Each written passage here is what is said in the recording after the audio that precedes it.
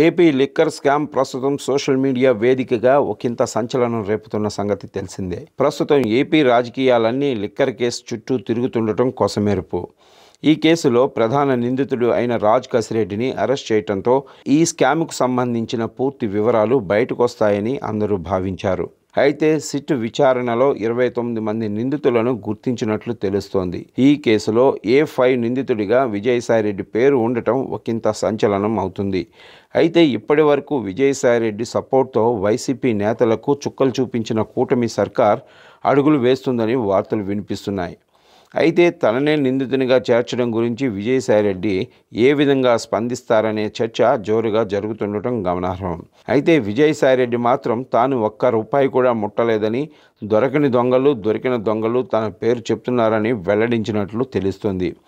Liquor దొంగల మిగతా బట్టలు విప్పేందుకు తాను సహకరిస్తానని విజయసాయిరెడ్డి చెప్పినట్లు సమాచారం.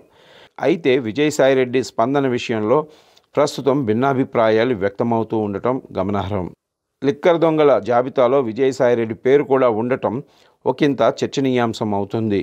ఈ కేసు వల్ల రాబోయే రోజుల్లో విజయసాయిరెడ్డికి ఇబ్బందులు తప్పవని చెప్పడంలో ఏమాత్రం సందేహం అవసరం లేదు. విజయసాయిరెడ్డి రాజకీయాలకు పూర్తి స్థాయిలో దూరంగా ఉంటే బాగుండేదని, ఈ విషయంలో ఆయన తప్పు చేశారని అభిప్రాయాలు వినిపిస్తున్నాయి. వైసీపీని వీడిన తర్వాత విజయసాయిరెడ్డికి సైతం అనుకూలంగా పరిస్థితులు లేవని కామెంట్లు వ్యక్తమవుతూ ఉండటం గమనార్హం.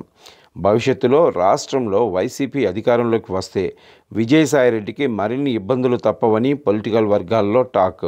రాబోయే రోజుల్లో విజయసాయిరెడ్డి మరో రాజకీయ పార్టీలో చేరతారేమో చూడాల్సి ఉంటుంది.